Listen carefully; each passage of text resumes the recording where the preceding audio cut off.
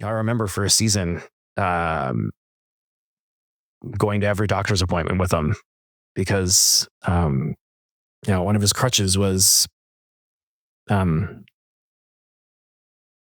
had figured out how to game the system.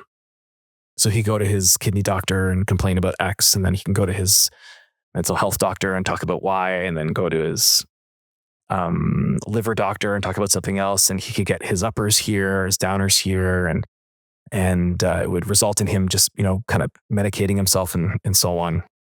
And, but as an adult myself now, I could sit down and, he'd complain. We would see signs that he clearly has taken something that he shouldn't have taken, and he's acting very out of character.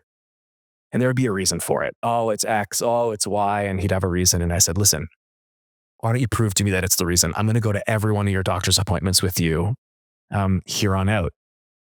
Because you obviously need a support system, and you need someone who can vouch for you, because when you're an addict, you will say whatever you need to say to keep that addiction going.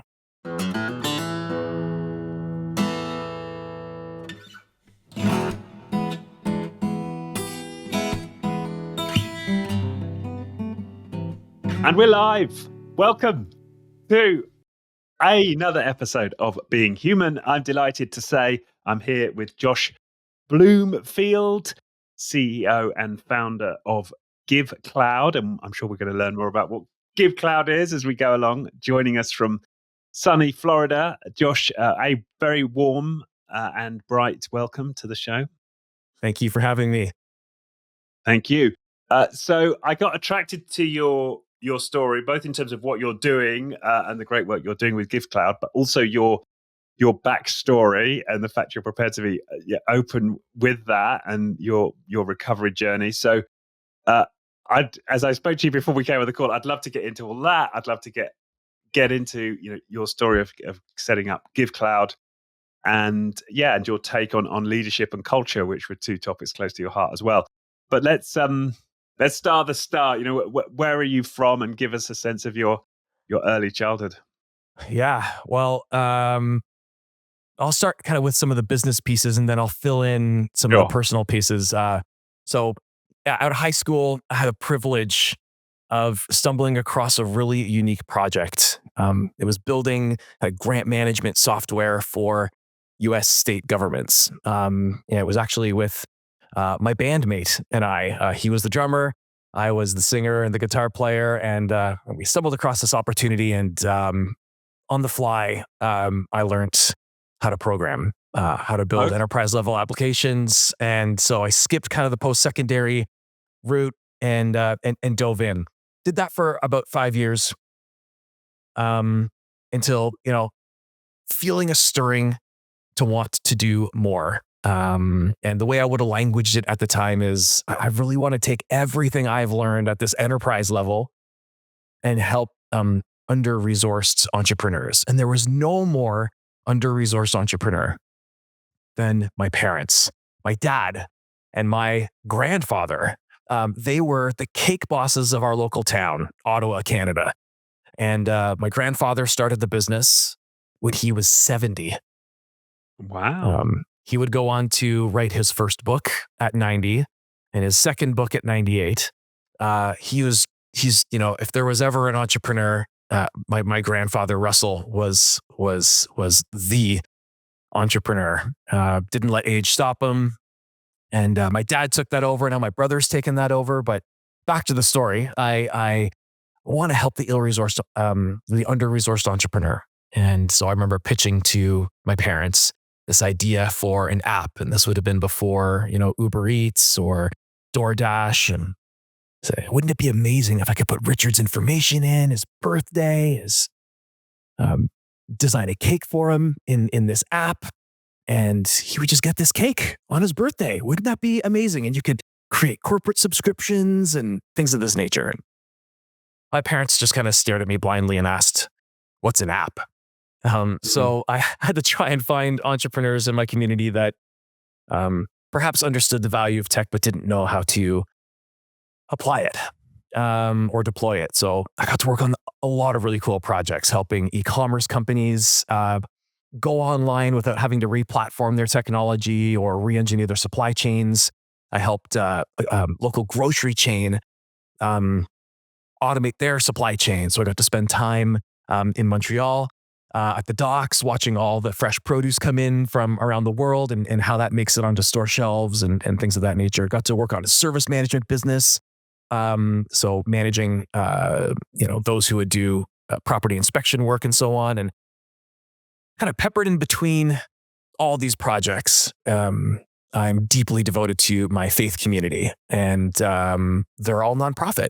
And so word kind of spreads throughout the nonprofit community that there's this guy who can make a website to help you raise more money. And it was really my wife in 2017 who kind of grabbed me by the collar and said, why do you keep hopping from under-resourced entrepreneur to under-resourced entrepreneur when there's an entirely under-resourced market? These are the world changers of our world who are brave enough to try and solve some of our world's hardest challenges, whether it's, some of our environmental issues, whether it's social issues, whether it's justice issues. And too often these change makers end up not doing those things. They, in the worst cases, they end up in a suit and tie kind of begging for money. And that's kind of what we've created as a society for how these individuals fundraise. And there's just gotta be a better way, especially in a digital world. And so Givecloud's really become a project for us to serve these nonprofits, but also understand how to create better, more genuine connection to impact in a digital world where you and I would expect a certain type of interaction when we order a shirt online or order a new office chair online.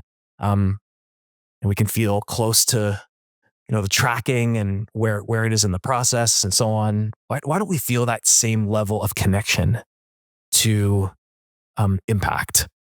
Richard, you and I might not be the type of people to drop everything and travel the world digging wells, but there are people who will, and we would partner with those individuals. And what kind of technology would it take for us to feel that deep connection with those individuals, for those individuals to feel a connection to us without that feeling onerous and burdensome? Yeah, that's kind of the professional journey, and that's all in the backdrop of having grown up with a father who was an addict and navigating an interesting household, probably a household that not many had to grow up in. Part of the connection of the faith community was his recovery program was deeply involved in faith community, and so that became part of the fabric of our family. And learned lots throughout all those experiences, but it all kind of shaped the leader I've become today. But happy to dig more into all those pieces. Thank you. And there's so much to go into there, and I'm sure we'll come back to the GiveSend story. So your dad was an addict, but he sounds like he got into recovery. What age were you whilst he was an active addict, and what was he active in, if you don't mind me asking? Yeah, no problem.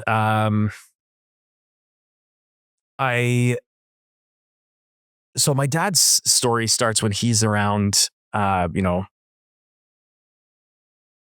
remember him saying he was 13 or 14 when he started experimenting with drugs. But it was, one evening when he was, I think 16, where he was a roadie for a local band. And so he's unpacked all the drums and he's backstage and or at a party of some kind after the venue or after the event, where one of his friends offered him intravenous crack cocaine. And so like just talk about zero to 60. Yeah. So he in the way he talks about that was I've been writing about it recently. I'm writing a book, and it's about hope. But part of part of this book is unpacking some of what I grew up it through, and how I write about my dad's journey is, this is a guy who learned to believe that loneliness was kind of his fate. And I write about him being in this chasm of loneliness with just infinitely high walls on both sides. And he was mostly alone down there. Kind of in this pit of despair. But this would have been the first moment, I think, for him where he felt like those walls exploded. And he felt like, oh, like this is, the brightest light. These walls are gone. Then, of course, after you come down, those walls closed in just a little bit tighter than before, maybe imperceptibly so. And the light wasn't as bright the next time. And, my dad, I'm sure, would share that he would spend the rest of his life feeling the way he did in that bathroom.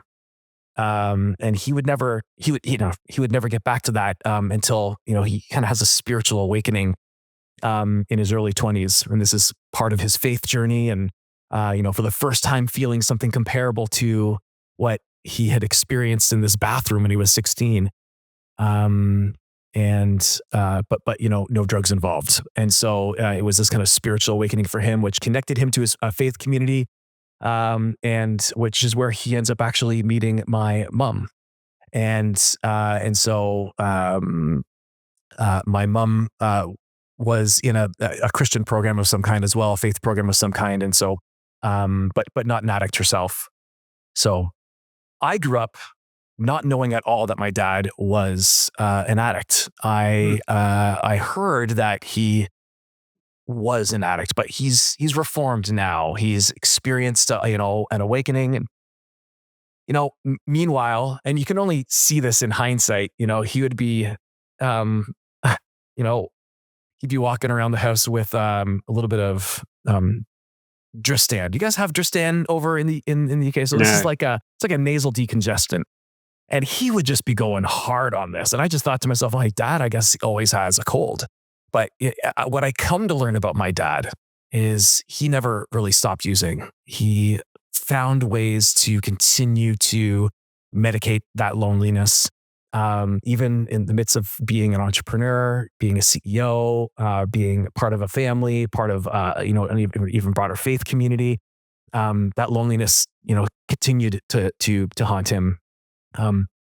He shared needles, and so he ended up with hepatitis C. And so he finds that out, later in history. So I would have been about 16 or 17 at this time where he gets this diagnosis, and it would have been around this time where my dad really starts to spiral and lose hope, and fall into some of his bad habits. And so, yeah, I remember being on the stairs at our old house in Canada, and hearing my dad.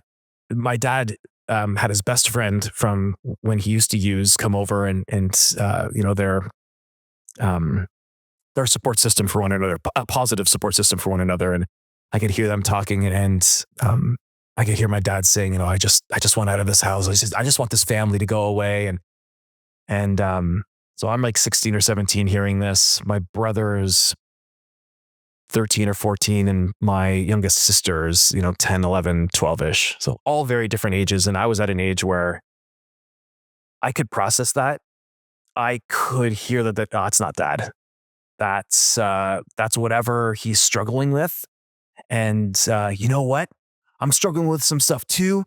Dad and I are going to overcome our stuff together. And, I remember burning into his room, and Dad, come on, you're better than this, and giving him the whole, rah. Yeah. And it wouldn't be until I, go through some therapy later in life to realize that we all have different reactions to parents who are addicts. And while my role may have been noble, it is, a well-documented reaction, which is, the mascot of being the hero. And so I would continue to play that role to the point where I donated 70% of my liver to help save my dad during his journey through hepatitis C. And so that would have been about 2 years after I was married. So that's in 2008. And that bought my dad another 15 years of life. And so he got to see my kids born, and he never stopped struggling with that addiction. And but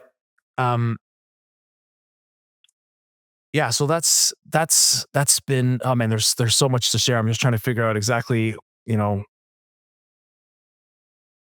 I lost him last year, and so I've had to navigate, as a parent now, we had to make some put up some difficult boundaries for someone who struggles with addiction. Mm. And he didn't get to see our kids as much as I'm sure he would love to have been able to see them and things of that nature. But yeah, he's I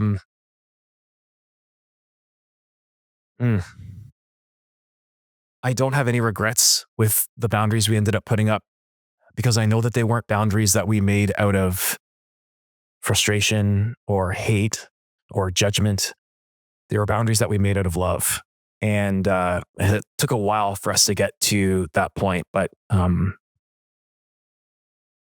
remember growing up, when the faith community originally found out that my dad struggled with this. He was kind of immediately ostracized from this community. The one community that was there for him when he originally was struggling, the one community that would espouse love and espouse all these things. And listen, I get it. When you've got someone on the board of a faith community, there's a higher standard they need to live to. And I get that.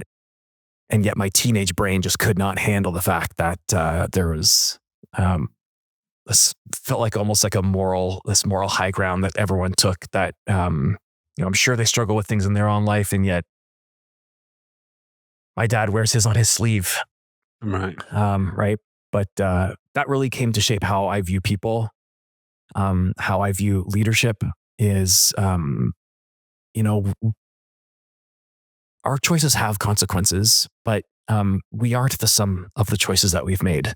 And at any age, at any point in your life, you have an opportunity to change that trajectory. And I saw micro changes in my dad's trajectory. He continued to struggle with those temptations. And yet this was a guy who still showed up as a dad, still showed up as a CEO, still showed up as a board member, still showed up as a leader in his community, still showed up as a manager, still showed up in a lot of important ways in his community. And so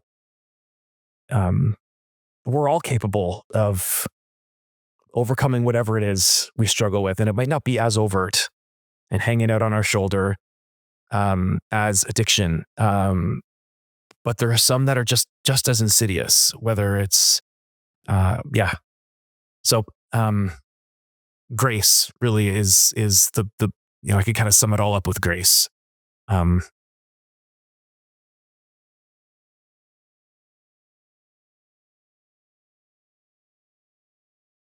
Yeah. Yeah. I'm getting the sense this is, not necessarily that easy for you to talk about, especially given you lost him only a year ago, right? Yeah. It's funny. It's different to be prepared to talk about it and then actually talking about it. Yeah. Especially in the context of a podcast. But happy to. I am a chronic oversharer, but I also know that a lot of people are encouraged when they hear the story, hear my background, hear my dad's background, and so and I want it to mean something. I want his story to be a multiplier for positive change. For yeah. Mm. And so I'm curious about the impacts on you as a child as you saw it. So he was he obviously fulfilled the role of father in many ways, and he was an addict. How did the addiction affect you?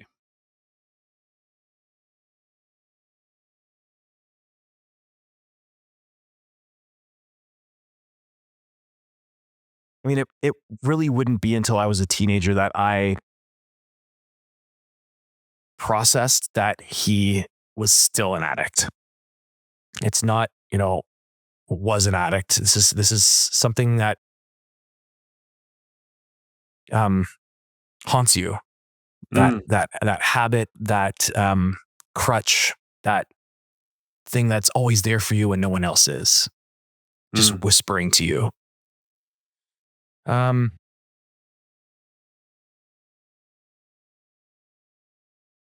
I mean, it did a handful of things. Again, whether it's my view on people, um, my view on myself, um, like probably one of the most important lessons I learned was how important your private life is. Um, that whatever success you're hoping for, outwardly in your life is always a product of what's happening in your private life.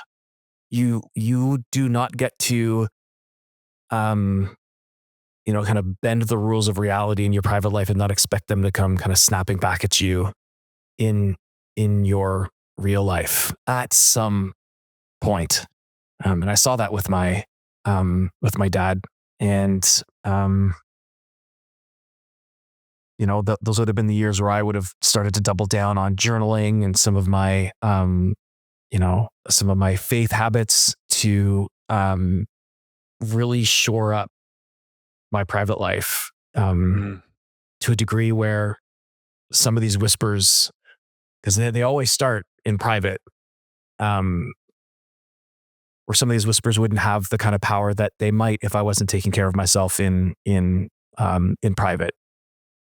Um, to make sure I can be, you know, the kind of husband and the kind of dad and the kind of leader that I know I want to be, um, um, and that I hope I am.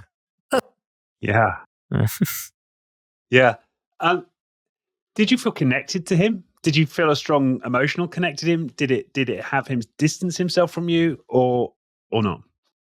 Oh, it's a great question. I'm not sure. I think he felt a lot of shame.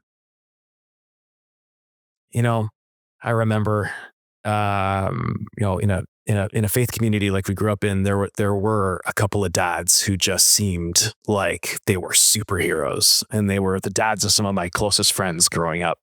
And I remember yelling at my mom, "Why isn't dad more like X? And why can't he do things more like Y?" And because I could see how disconnected my dad was. And at the time, I didn't realize it was because of his addiction. I just thought it was because he was an entrepreneur. He was up at 4 a.m. to make sure that he could get the cakes in the oven by 5 a.m., to make sure that he could start decorating them by 9 a.m.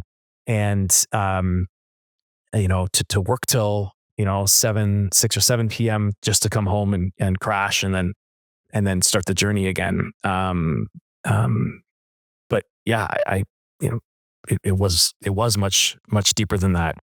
Um, so, yeah, I'm sure he could have done better. Um, and, um, it's hard to say, you know, I wish he had done better. Because everything he was exactly what I needed as a dad. Right. And maybe that's just the chronic optimism in me that can't help but say something like that. And yet, Well, that's very much a spiritual perspective. It sounds like your faith has helped to create that perspective. probably. Yeah. Um, so you were feeling it as a kid, like even if you didn't necessarily join the dots to his being an addict, you sensed a different set of behaviors than that you saw in the fathers of your friends. Absolutely. Um, and did you ever have that conversation with him? No. it wouldn't be until my dad started recovery, where I'd visit him in recovery. So now we're creeping into me being like 17, 16, 17, 18, where, um, we would have more of those conversations. And then, as I become a dad myself, those conversations get a lot more real. Right. Because I'm a dad now, and it just hits different. And so I remember for a season, um, going to every doctor's appointment with him because, one of his crutches was, he had figured out how to game the system. So he'd go to his kidney doctor and complain about X, and then he can go to his mental health doctor and talk about Y, and then go to his liver doctor and talk about something else. And he could get his uppers here, his downers here, and it would result in him just kind of medicating himself and so on. And but as an adult myself now, I could sit down and he'd complain. We would see signs that he clearly has taken something that he shouldn't have taken, and he's acting very out of character. And there would be a reason for it. Oh, it's X. Oh, it's Y. And he'd have a reason. And I said, listen, why don't you prove to me that it's the reason? I'm going to go to every one of your doctor's appointments with you here on out. Because you obviously need a support system, and you need someone who can vouch for you, because when you're an addict, you will say whatever you need to say to keep that addiction going. And Yeah. this is the disease that my dad lived with. So he didn't take many doctor's appointments before my dad was like, I don't want you to come with me anymore, because of course I would call him on his stuff. So,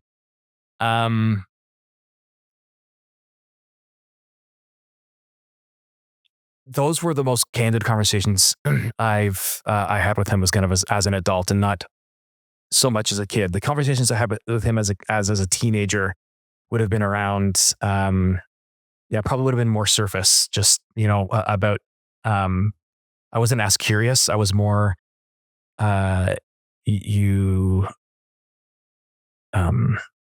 you got to overcome this, Dad. You got to overcome this. And that would have Right. been kind of the context of my conversations, not so much, why, Mm.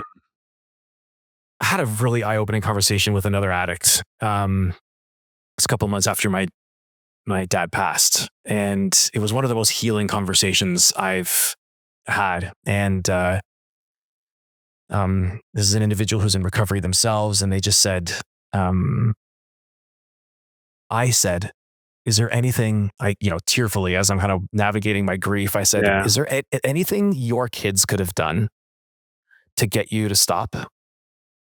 And he said, no. It's like my entire family could do the most outrageous act of love for me, and I would sooner die from my addiction than give into whatever this act of love is, whether it's an intervention. And that was eye opening for me, because I feel like that was my dad in a lot of ways. It's not a reflection of how he feels about his friends, about his family, about his community at all. Yeah. This is the disease he struggles with, where he can't even put these pieces together or prioritize them or understand the consequences of them. He just needs to get his next. That alone really helped me frame, honestly, my dad's entire life journey, where, again, kind of haunted by loneliness, haunted by disconnection, where the only cure was this addiction. And that was his closest mate through his whole life, not necessarily some of the human connections he had. And I know that's, from other addicts I've spoken with, something they can relate to. So Yeah. Yeah. And I relate to that as an addict, right? When in my active phase in my own journey, it makes you totally selfish and single minded. Yeah. the only thing is the fix. Yeah. Yeah. It's like it takes over your. I mean, I can understand why people describe it, or in past have described these sort of mental ailments as being possessed by demons. I understand it, whether it's literal or metaphoric, but it really is. You have that experience of being possessed at some level. Yeah. So you have to imagine a world where I am, as a teenager, able to process most of this. But my brother and my sister are at ages where it's more difficult for them. So they take on very different roles in that recovery journey and carrying their own trauma. And so that's hard as well, because as you know, as the oldest man in the family, being the hero, I want to hero everyone.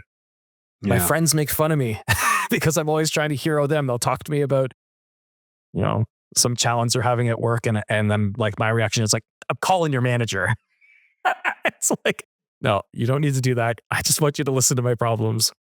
But they've had a very different journey than me. In, you know, and I wonder how they'd speak about the dad. I think they'd share a lot of the same grace, because they know that he was not at times the man he wanted to be. But um, but yeah, we've all come to understand that, you know, it's that demon, it's that possession in a sense that drives him. And yeah, Yeah. Yeah. Yeah. When you're in that much pain, that's the only thing you. I mean, it's very akin to physical pain. When you're in physical pain, the only thing on your mind is how do I resolve this physical pain. And it's exactly the same for emotional pain or loneliness in the case of your father. I mhm. guess. I'm curious for you. How many people do you coach who Uh, have a similar story? yeah, yeah, yeah. When you start speaking to people, yeah, when you start, the number of people who had adverse childhoods, yeah, I almost feel is extraordinary. I mean, it's a far bigger number than we acknowledge in culture. I feel like there, and I don't have any data in front of me to substantiate this, but listen, I know there's terrible things that people go through that they shouldn't have to go through in order to become, you know, high achieving people. But I see a pattern often with those who do pretty incredible things in their life, haunted by some childhood that forced them to grow up far quicker than they should have been required to. Um, Again, this is the hopeless optimism in me, but I feel like I've had the privilege to have a dad who is an addict. Well, If that I mean, makes there any is a sense. phenomenon of post-traumatic growth. Yeah. So your dad was probably lonely because he wasn't connected to his own. I mean, again, this is guesswork, right? But my best guess would be he wasn't particularly connected to his own parents, and that's what had him feel so lonely. And that was implant. That was from a very early age, as that's experience of life. That's bang on, man. Like I wouldn't have put those two pieces together necessarily, but he was definitely the black sheep of the family from day one, without having uh, struggled with addiction yet. And it wouldn't be until just a couple of years ago, learning more about my dad's history, learning more about my dad's family's history, that there was a lot of addiction in my dad's family. And here I am, in my 40s learning this. Like, Mm, how did I not know about this? I could have used some of these support systems when I was a teenager, that I could have reached out to these individuals who also had parents struggling with something similar. And that's no one's fault. And that's not a criticism. mm, That's, I can see the pattern in the family. And I don't know much about what my grandfather went through growing up, but I know that he also was an alcoholic. But also started a business at 70 and wrote a book at 90. And so like had all sorts of positive things still happening in his life, at least on maybe certain more surface levels. mm. But I mean, we're all handed a deck of cards, and some people are off to a great start, some aren't. And, I think this is why it's so important, especially in our overly charged political climate, our overly charged social climate. It is just way too easy to make judgments about people. And there just certainly is not enough grace for the cards people have been dealt, and where they're at in their journey. And our collective mission to just be getting 1% better, making the world 1% better, making our relationships 1% better. Let's just aim for something even slightly higher than where we are today and go for that. It doesn't have to be big. It doesn't have to be huge. And know that we're all capable of it. There isn't anyone who's not capable of getting 1% better. Indeed. Yeah. Yeah. So what and why I'm very inspired by your story is you're clearly not, well, it would appear to me that you haven't followed the same path as your father, and you've, in a sense, you've broken the chain, right? It sounds like that goes back a couple of generations at least. Mm-hmm. Yeah, I mean, I had my very first sip of alcohol the year after I donated my liver. So that would have been, I think I was 27-ish. And I mean, I grew up in a household where you don't. And I grew up in a faith community where you don't. And there was a lot of you don'ts. But they weren't you don'ts from a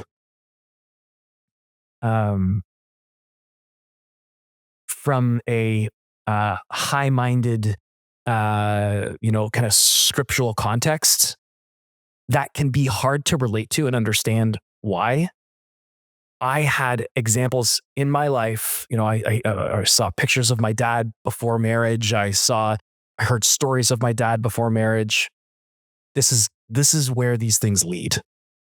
It was probably shared in too black and white a format, perhaps, because I mean, I stayed away from everything remotely close to what possibly could have been, a substance I could abuse, because I was just told, if you try it once, you'll die. Like, was literally the message. Yeah. And similar, make sure that you only, date girls within the faith community.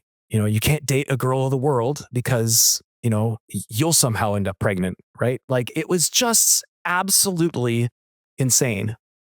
But these were some of the guardrails I grew up with that I never pushed against. And again, it wouldn't be until I was in my 20s that, I'd meet the girl of my dreams who wasn't from church, and I would, accidentally have a cocktail at a friend's house and go, oh, that's interesting. So, and this, I think, goes back to some of what I was sharing before about your private life and how I have no sense that I missed out on anything as a teenager. That, I didn't get to go to, college parties, or I didn't get to, experience X, Y, or Z because I was so sheltered. And I was in a band. I got to travel playing music. I got to, learn how to program at a very young age and have some, not immaterial business success early in my career, all because I didn't believe haven't spoken about this before, so I'm not sure how well I'm going to language it, but I mean, there is certainly this thought that, you're a teenager, so these are the years to have fun. And here's how you have fun. I mean, that is just a load of BS. Certainly. There are social groups you can connect with. There are experiences you can have that just don't involve these substances and don't involve these roads. So yeah, I have managed to, kind of break the chains, and yet, I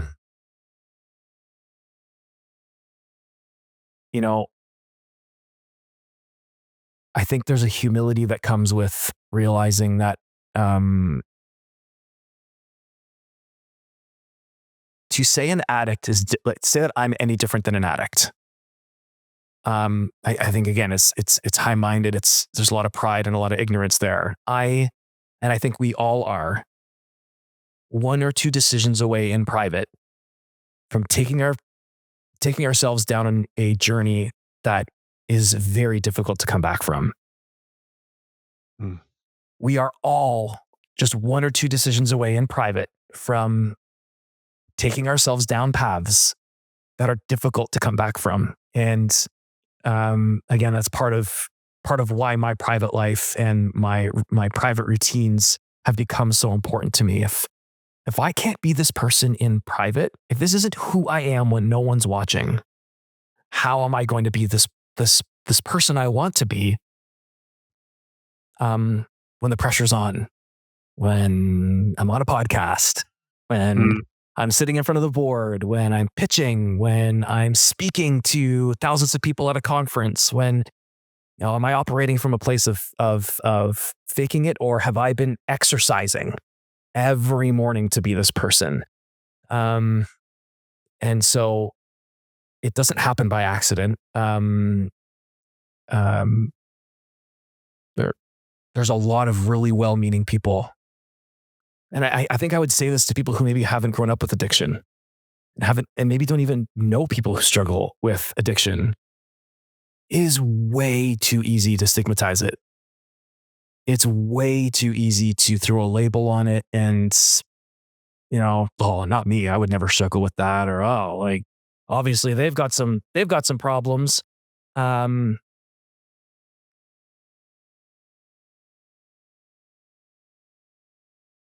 It would be a mistake to categorize it that way, I think. And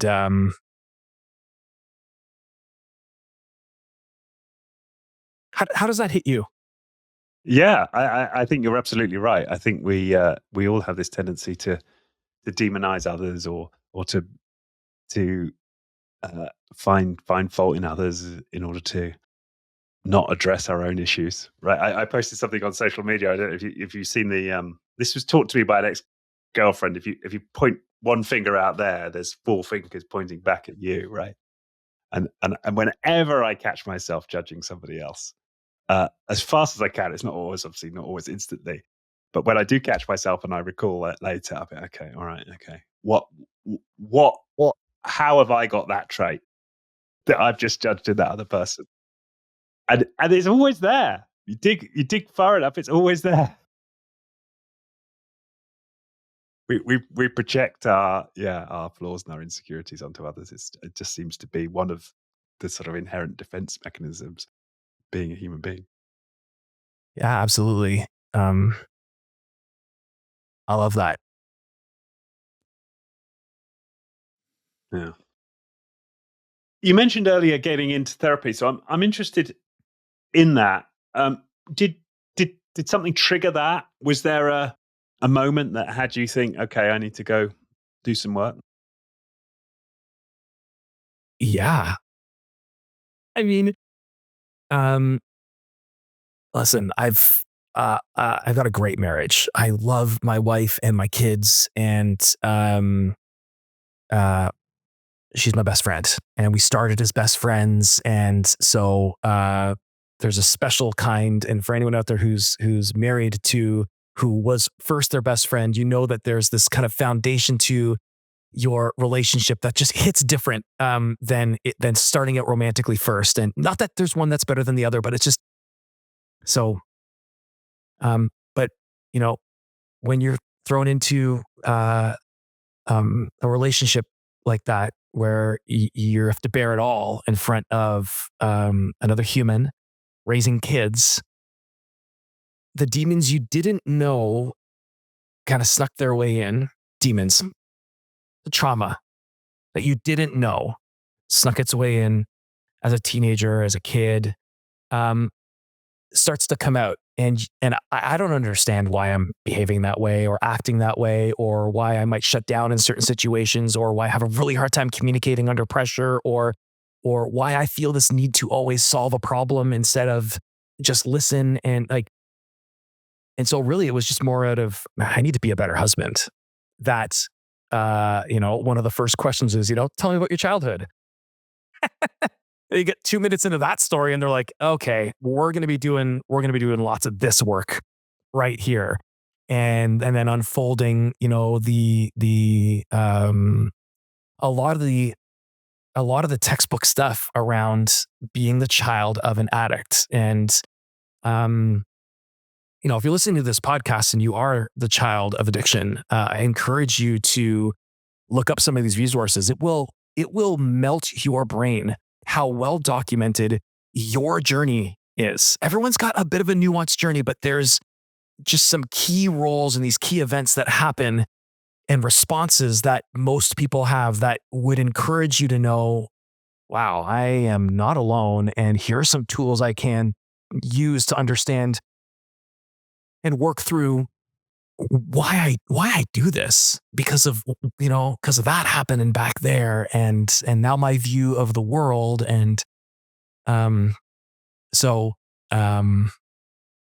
yeah, it really would have just come from a place of me wanting to get better as a husband, as a leader, as a dad, that I would have started to uncover some of this trauma that really awakened me to some of the stuff and the junk I'd been carrying that I wasn't aware of. So I'll continue to do that. It's not something I do regularly, but once every 2 to 3 years, I'll do 3 or 4 sessions to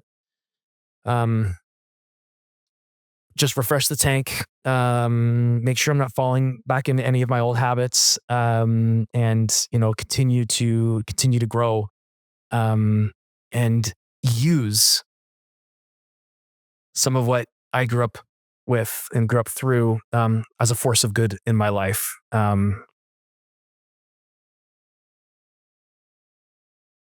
Yeah. And how did that relate to your spiritual practice?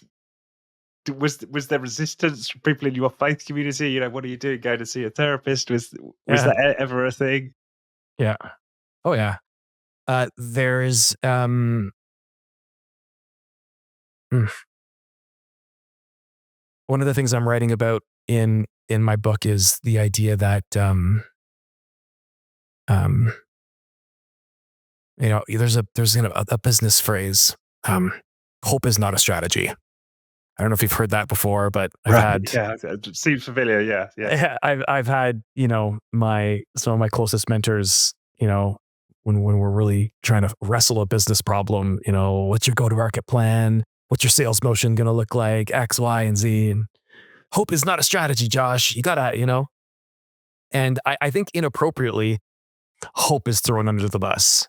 It's really inaction that is the delusion. Inaction is what stops us from making progress in life. And I think hope, exercised properly, true hope, leads us to action. Just like love, how like love is completely empty without action. And I think a lot of people in faith communities miss out on the higher purpose in their life and that higher purpose really manifesting in their life because they live in a cycle of intention and hope without letting it ever bring them to action. And the action of doing that work of working through this trauma and facing it, is very different than centering yourself in prayer. It's very different than having, a positive journey that you want to go in your life. Yeah, you know what? You could pray through it, but meanwhile, you're dragging a ball and chain. Wouldn't it be better to get rid of the ball and chain so that you could continue to run forward at a different pace? And maybe without that ball and chain, not only are you running at a different pace, you have capacity to bring others with you. And as a dad, as a CEO, I gotta bring others with me. So moving from a place of, where my faith community can at least point me in the right direction to actually having the tools and being able to work with people who have the discernment, the wisdom, the training, the education to be able to see very specific things that I'm carrying and help me work through those elements. It's very practical. It's not spiritual. It is a practical element of being human. And if you want to take a faith angle to it, these are people who, in the faith community, you could say God's gifted, maybe even designed to see this stuff. Like, these are detectives of baggage. Why Right. wouldn't you want that part of that spiritual gifting alive in your life, with these people being able to come around you to discern, detect, and help you work through those things? But yeah, certainly at times and I even see these posts on social media. It's like, you can either pray or go to a therapist, which just sounds like an absolutely silly, small-minded, very black and white, which is what we're all about in our culture these days, right? We're very black and white. There's no gray area where it's like, why not have nice, meditative practices and work through our stuff? Why can't we do both those things? Yeah, yeah, yeah. Yeah, I love the way you framed that therapists are doing spiritual work, and we can see the effects of their work as spiritual gifts. Yeah, that makes a lot of sense to me. Uh, the way I tend to think about it is that deep healing work, the trauma release work, is like allowing you to. It's like taking the lead weights and imagine you're underwater with all that therapy, and it's allowing you to come to the surface, and the prayer and the spiritual practices and the meditation and so on, that gives you wings, right? That gives you to go fly and explore new dimensions. But it's hard to get that high, as you said. Yeah, if you're carrying a lot of old pain. I Yeah, really, I really like how you said that. yeah. Um, and as you say, in a sense that's flawed because it's all spiritual. Even the work you're doing to get closer to the surface, that's still part of the spiritual work. Yeah. Listen, you've asked me a couple like real pointed questions. Can I ask one? Can I ask one back to you? Yeah. Do you at all relate to that sentiment where you would rather die doing and pursuing this crutch, this addiction, than receive help? Was that ever part of your journey? I'd rather die doing it than receive it. I don't. People talk about having high bottoms and low bottoms in addiction circles. Have you familiar with that? Yeah. So I was a high bottom, right? For me, it was more like I'm never going to achieve my aspirations in life. I wanted to have a family. I wanted to have kids. I wanted to be successful in business. When I'm like getting up at 2 in the afternoon, having been out drinking since, and that was just happening again and again and again. And I reached a certain point where it's just like I'm just not going to get what I want in life with this addiction.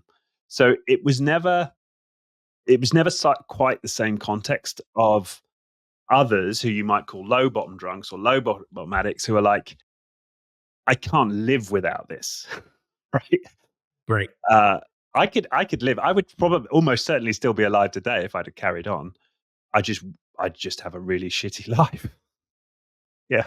I just have a very hollow, shitty life. But I also think it is true for some addicts that if they carry on, they are going to be dead within a few years. And so and they would rather accept that fate than have to face coming away from the substance. And I think part of it's related to the degrees of pain, because when I I took we medicate to avoid the pain, and you know for me I could handle the pain that came up when I put the substances down. I mean, it was hard, but I could imagine if I'd had, I don't know, you can't really quantify this, but 5 times as much trauma or something, it would have been a Right. much harder decision for me to say, okay, I'm going to put down the stuff and face the pain. Yeah. um That's so interesting. That high bottom, low bottom. That's actually the first time I've heard that, and that makes a lot of sense. Interesting. And the degrees of pain. That's interesting. yeah, I think the degree of pain and also the nature of the pain, I think, for some people, it needs to be certain drugs because the pain is manifesting in a certain way. Just, I think the corollary with physical pain works. You need certain Of course. painkillers for certain, and it's the same for emotionally. Some people will need the cocaine, some people will need the alcohol, some people will need the heroin. Depending on the nature of what they're dealing with. Some people, So I see it, and that's another way. We were talking earlier about taking the shame out of this. If you just look at it as a pain reduction strategy, a perfectly logical pain reductions that people engage in, it Yeah. takes a lot of the stigma out of it. Well, and I think one of the most eye-opening kind of revelations around addiction that I've had is how connected it is to loneliness. Oh man, there is a great TED Talk, which I am now going to reference, that your listeners are going to have to Google because I don't know the name of it, but it's about rethinking addiction. And they talk about how, you throw rats in a cage and you've got the water, and then you've got, some highly addictive substance, and you leave them alone in the cage and they eventually go to the highly addictive substance and so on. Then a second experiment was run where they created what they called like rat paradise. And there was a bunch of other rats. There was like all the food they could eat. There was, activities for them to do. There was connections they could make. And no one touched the drugs.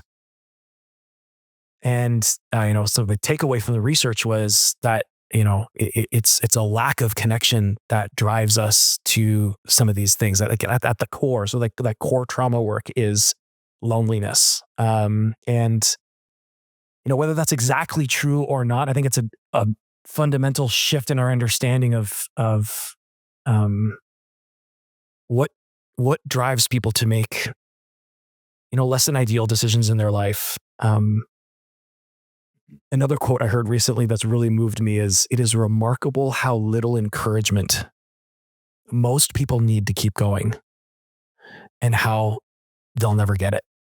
There aren't people in their life to just give them a, "Hey, great job today. Hey, man, I see you showing up as a dad, by the way. Like you're such a great dad. Like you're always taking out your daughters." Like just imagine living in a world where you've not been affirmed, not been encouraged, not been seen. It would not take much being that parched to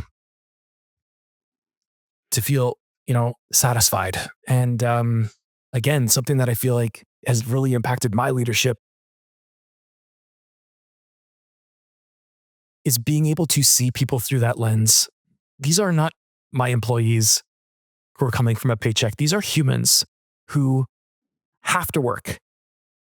Okay? If they could choose a different path, maybe they're not working. Maybe their partner's working and they're at home. Maybe, they've, like part of, to some degree, part of how our culture set up is we need to work. Oh, why not work somewhere where you're able to do your life's best work alongside others doing their life's best work, helping, in our case, these world changers do their life's best work. And to see everyone who we're on this journey with as, gosh,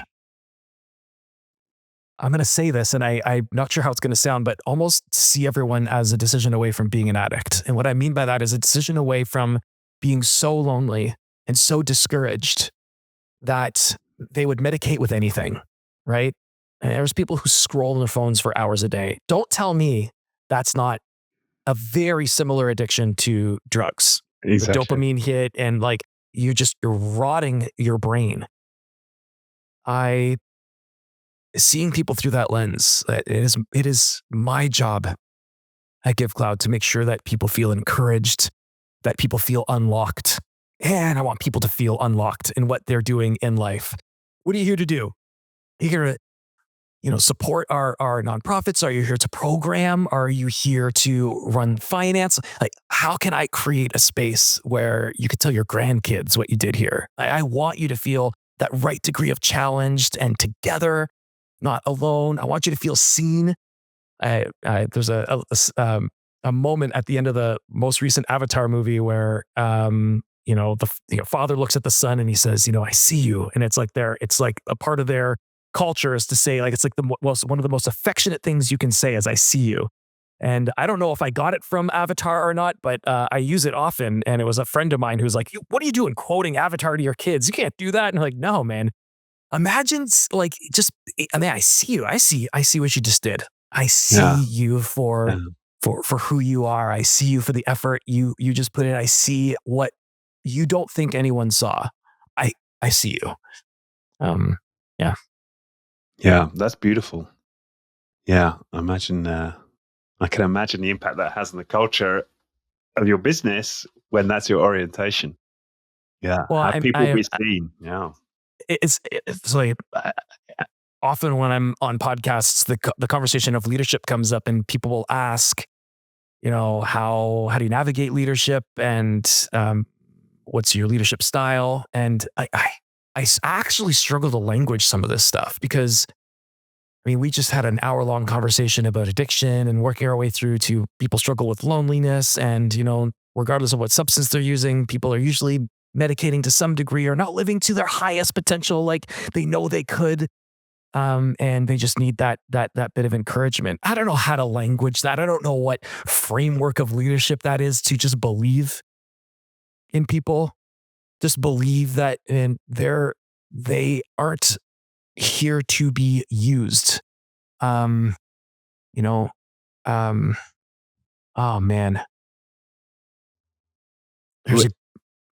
Go ahead. it sounds to me like you care. You care for people. You love people. Yes. Yeah. And I perhaps struggle in I at least tell myself I struggle in business at times because there are leaders who I don't think they care less. I think they're just perhaps more shrewd when it comes to how they treat people. And I don't escape that. We've had great people come and work at Givecloud, and those seasons at some point don't line up, whether it's an opportunity we can't afford them because of our size and they need to go do other amazing things, or things just aren't a fit anymore. And so yeah, we don't escape those hard conversations and those hard moments. And my perspective on people doesn't mean that Givecloud is a place for everyone. It's a place, we there's still a degree of wisdom that you need to operate with. But perhaps the piece that is missed too often is the compassion piece. Leading with this blend of wisdom and compassion to ensure you're not just doing the right thing for the business, you're doing the right thing for people. And again, that's not always the easy thing. In fact, if it's hard, you're probably doing the right thing. I rarely is the right thing the easy thing. So leadership is easy. You just have to do what's hard. Yeah. You just make that up? Well, yeah, I haven't heard anyone say that's precisely. My God, you need to trademark that thing and throw that on your X account or something, man. That is great.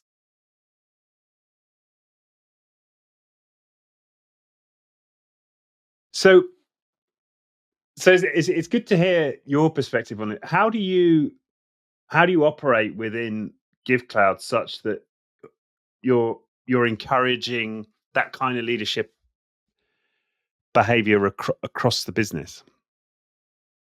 I think it's easy.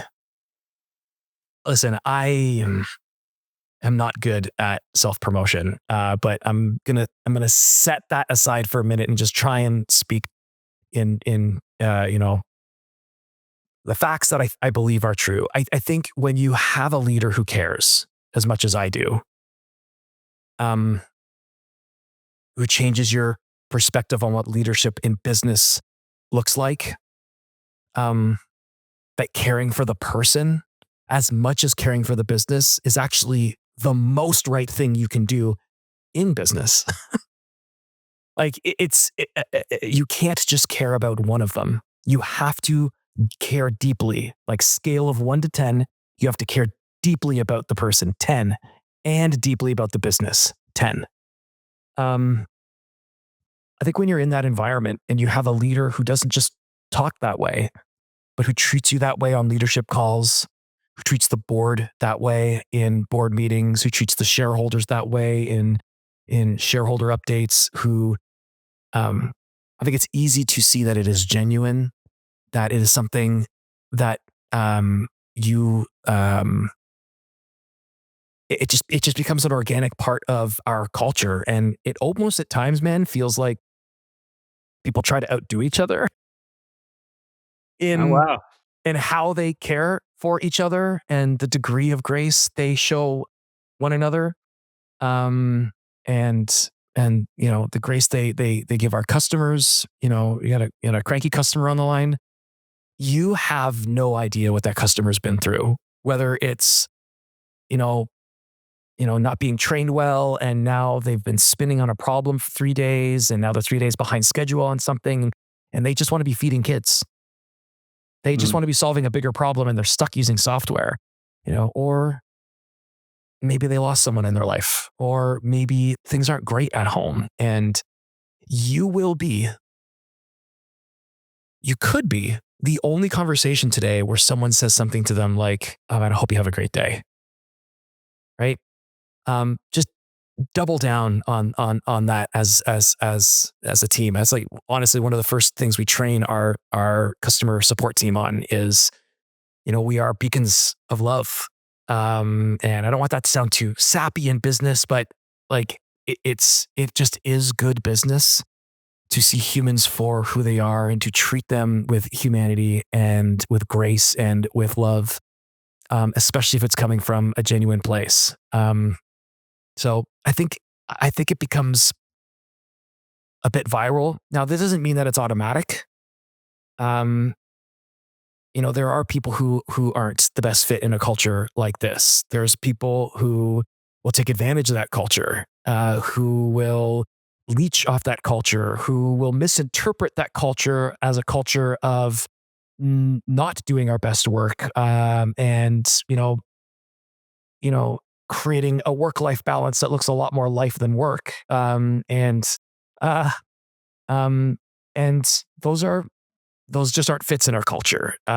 It is a true statement that whether you're a friend, whether you're a dad, whether you're a partner, whether you're a leader, whether you're a manager, whether you're an employee, wherever you're at in life, you need to approach people with a high degree of care, and you need to approach whatever you're doing with your hands with a high degree of care. When you've got both of those things going for you in life, that is in my opinion, a really fulfilled life. That is a day you can come home from and feel like you've invested in people, and you've invested in a gift that you've been given to do with your hands. And I've never spoken about it exactly that way before, but and I'm sure there's some nuance there. I don't want to be too black and white, but there's something about the combo of both of those things that honestly, I don't know why those would ever be at odds with each other. Yeah. No, absolutely. I mean, this to me is the highest expression. Is that? Oh, Yeah, that's yeah, beautiful. yeah, yeah. So I think some people are going to be curious on a practical level. Uh, you mentioned earlier your mornings. Yeah, like what is it? What is it that you do? Yeah, that keeps you in shape spiritually, emotionally. Yeah. Um, so it's a blend of things. It rarely looks the same year over year.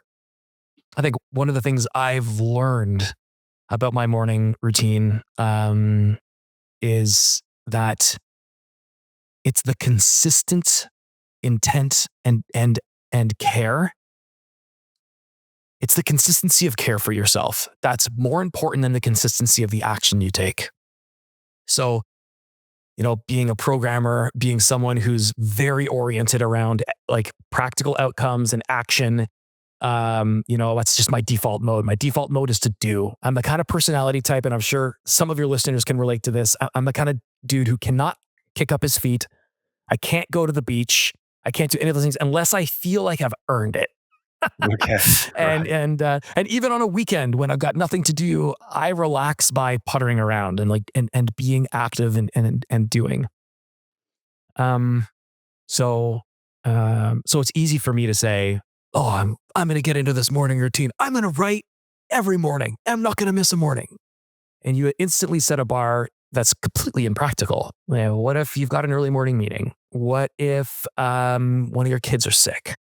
What if, so the grace I give myself is at least once a week, I start my morning with really thoughtful journaling, like really thoughtful journaling. Sometimes it looks more like a practical recounting of what's gone on in my week. And other times it is very poetic.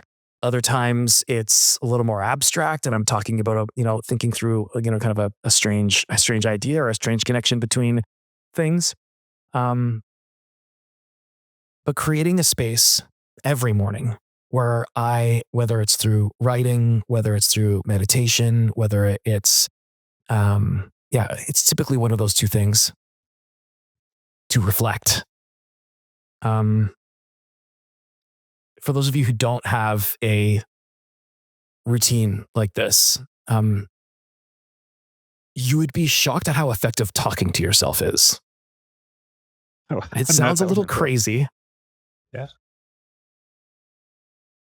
Writing down how you feel and really scrutinizing those thoughts, rewording it. Oh, it's not exact. Oh, it's this. This is how I feel about that. Oh, and then as you put these ideas on paper, all of a sudden, ideas you didn't realize were sitting in your head tumble out afterwards, and you realize, oh, that's why I'm treating her that way. Mm. Man, when's the last time I went for a run? Man, when's the last time I, started watching how much water I drink? I know these sound like very practical and yet it is these practical things we do every day that shape the kind of people we're going to be, how we're going to show up for others. And so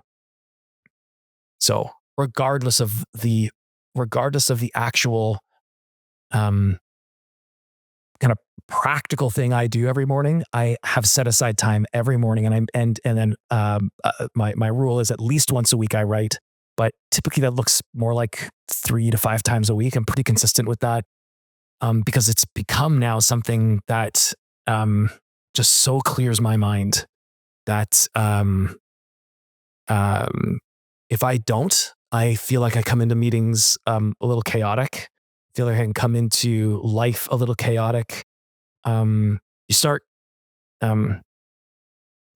saying what's on your mind, which isn't always a great thing.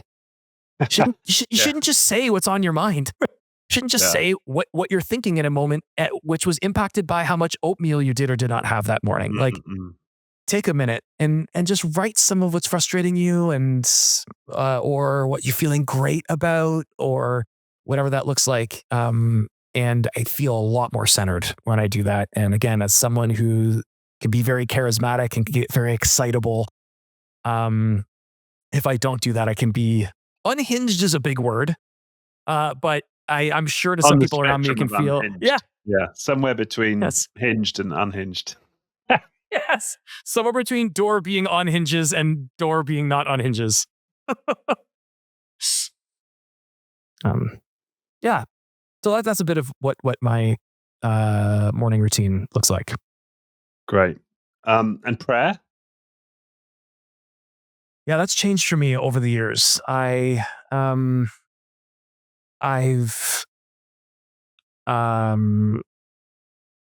listen, this might sound strange to some of your listeners, but I try to live in a space where prayer isn't something I do.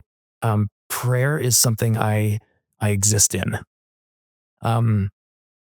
If regardless of your faith background and kind of the faith system you espouse, there's some connected universal elements to this this God who's up there somewhere who, it doesn't work like Skype.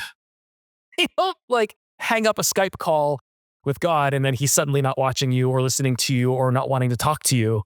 And then you've got to like actively dial him up again. I'm trying to create a space where I'm feeling that connection throughout my day and creating that awareness throughout my day. And it's a very non-religious thing. And it's taken, honestly, years to shed a lot of how I was brought up to pray, how I was brought up to believe God worked. And again, when you end up with a group of people, whether it's in a company, whether it's in a nonprofit, or whether it's in a church, you get groupthink.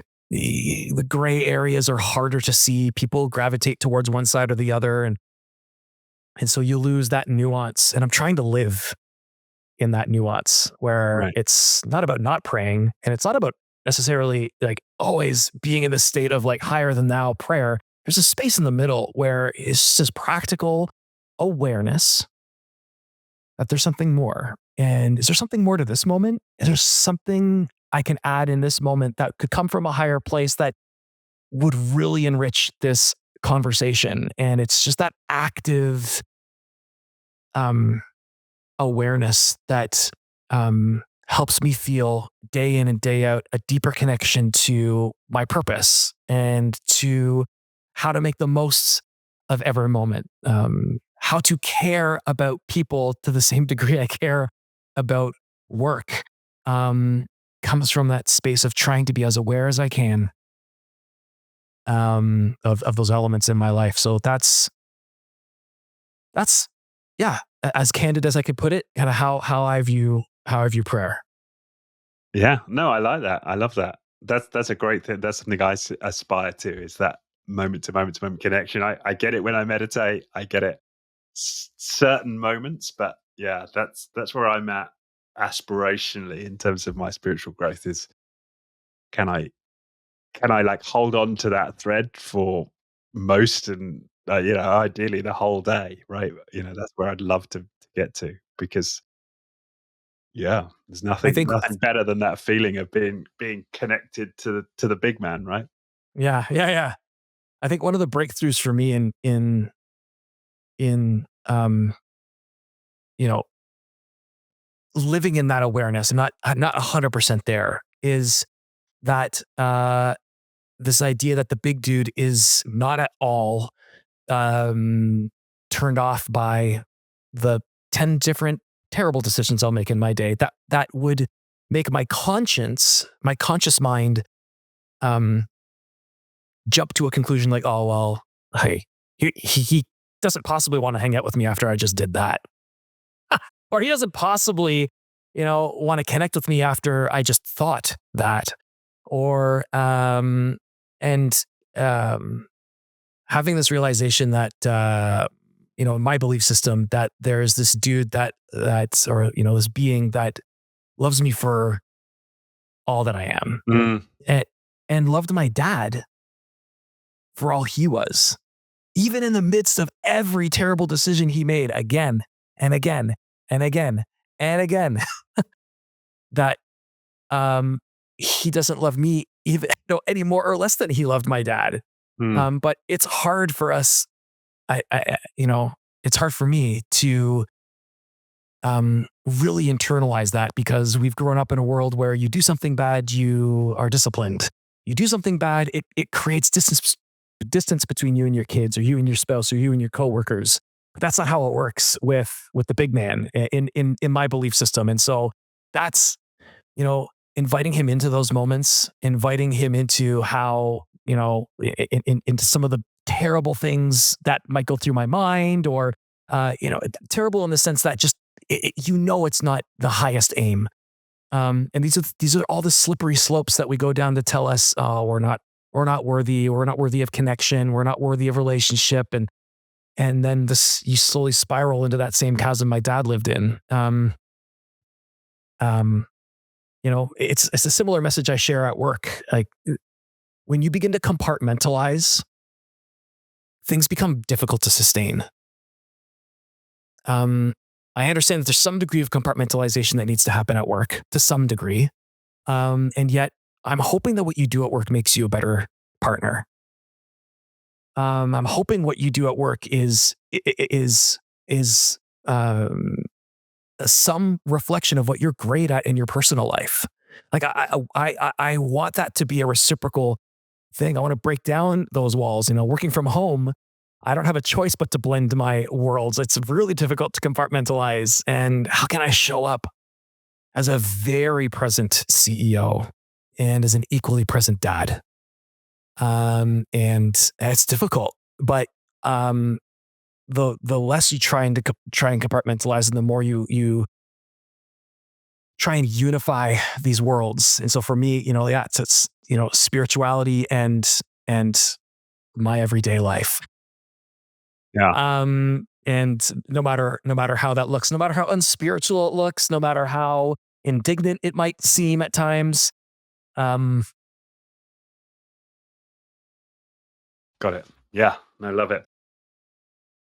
Okay. I've realized we've had this entire podcast. We haven't really talked about Givecloud at all. it's all So good. it feels like we should at least, tell the listeners what Givecloud is about, what you can do with it, how it's useful for people. Yeah, I mean, today we help organizations, not registered nonprofits. Yeah, so for your listeners who might not know the space well, these are, essentially the same as a corporation, right? They've got operating costs. They have to pay staff. They've got donors, but perhaps a little bit different than a for-profit corporation. Nonprofits have a strange dynamic where they're not dealing just with a customer. They're dealing with a donor and a beneficiary, and they've got to create these kind of two operating motions in their business. One to kind of satisfy donors and one to satisfy their mission. And this is something that every nonprofit's up to. And there's a handful of really popular CRMs that nonprofits use, and they're great, but they're often not super modern in how donors would interact and engage with their online donation form or their online donor portal, or receiving a tax receipt and things of this nature. So at Givecloud, what we do today is we help organizations who are using these platforms create really rich, really engaging, very human connections in a digital world, whether it's through a donation form, whether it's through a website, whether it's through a membership program, whether it's through a child sponsorship program, whether it's through a gift catalog. We've got all these features that allow them to create, again, rich digital experiences. We want to help our donors create more delight. Our nonprofits create more delighted donors, because a delighted donor becomes a devoted donor, and a devoted donor is going to give more. They're going to give faster. They're going to give more frequently, and they're going to be more likely to tell their friends and family about it. I know that sounds simple. It's like, of course, why isn't every nonprofit doing this? But they're just so strapped. They're not thinking this way. They just want to deliver impact. But our long-term vision is really more about how do we solve for the connection between donors and impact. What's the world going to look like in 5 to 10 years from now when it comes to philanthropy? And I think the way things are going, we're becoming increasingly isolated. To kind of loop back to loneliness, we're becoming increasingly isolated, increasingly distracted. As much as we would like to believe that there are these commonalities between e-commerce and philanthropy, some of the core motivators for e-commerce are very different than the motivators for philanthropy. I don't think it's human nature to be sitting on your couch, at 2 a.m. with one sock on, some potato chips on your shirt, thinking to yourself, "Oh man, how do I feed 15 families tomorrow?" Or, "Oh, how do I?" We're more likely to think, "How do I get that shirt?" Or, "How do I?" It's a more selfish. It's a more selfish motive.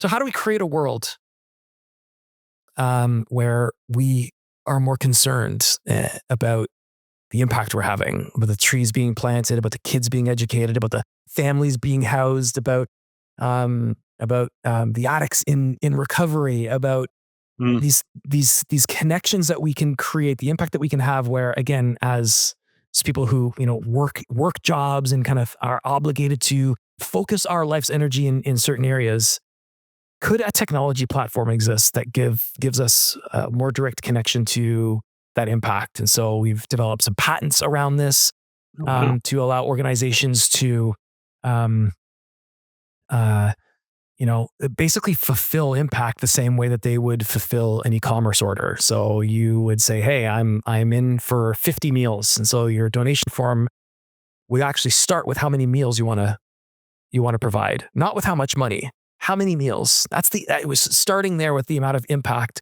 and then having the form surface for you what it's going to take to have that impact.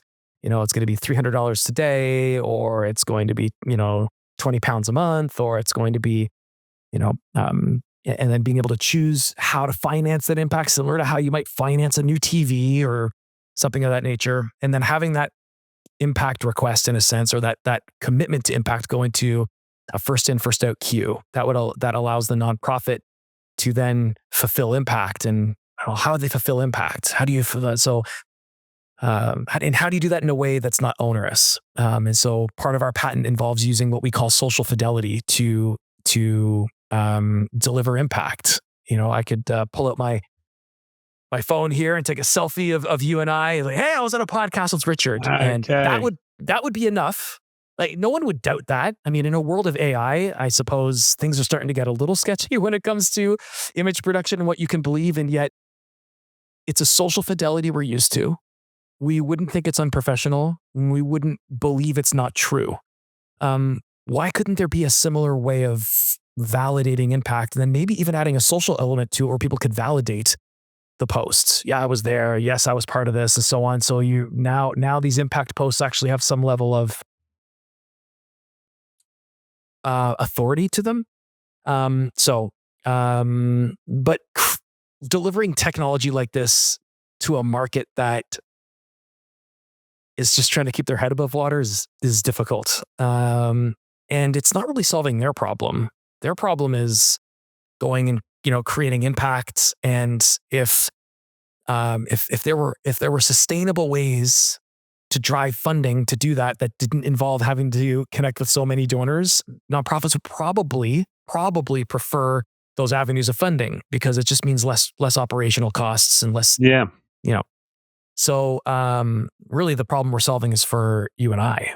Like, I want to feel a deep connection to impact. And, part of that is that you get a slice of not just my heart, but my wallet. And I do believe that there's a unique level of impact organizations and we as humanity can have only through, a volume of people. If you want to go fast, go alone. If you want to go far, go together. Yeah. And so I don't think the idea of a nonprofit, or at least the idea of an organized effort to solve a problem, is going anywhere. How do we equip these organizations to create this impact in a way that is not onerous, but also involves the donors and brings us along on that journey, so that we are celebrating with our families the family we've sponsored over the holidays, or the impact that we've had in our local community. And to be able to see and touch and feel that, behind the glass of our device somehow. Love it. Yeah, that makes total sense. And presumably it also contributes to the issue we sometimes have with nonprofits, of people wondering how much of it goes into administration, and how Precisely. much is going to the CEO salary. You see stories about that in the press, on a regular basis. So Yep. yeah, but this provides you a through line into the actual impact the money's having. Absolutely. Yeah. Brilliant. Okay, well, wonderful. And so for people who want to, so can people, is this something that nonprofits sort of use under the hood, or can people go to Givecloud and, find causes to contribute to? Oh man, yeah, it's something that nonprofits use under the hood. And so if you're a registered nonprofit or you volunteer with one, and if anything I've shared sounds remotely curious to you, you could check out our website, is givecloud.com. Or look me up on LinkedIn, or maybe in the show notes there'll be links to my socials. We'll put links in. Yeah, you can reach out. But I'd love to have a conversation. I love getting to know the world changers that, again, are brave enough to try and solve some of the world's toughest problems. And there's a lot of them, and they're really brave. And anything I can do in my role to help these world changers really focus on their mission and kind of stop fiddling around with software day in and day out. Yeah, that's what I look for. Great. And is this US, just US, or anywhere you can serve anyone in the world? Serve anyone in the world. Okay, awesome. Okay, well, Josh, thank you very much. This has been wonderful. Thank you for your candor, your insight. Yeah, I've really appreciated it. Awesome, man. Thank you for inviting me. This was a lot more candid than I was anticipating, and so I hope I handled it well. Again, I'm an open book, but man, really really thoughtful questions, and I really hope that some of what I shared encourages your audience. And again, thank you for having me on.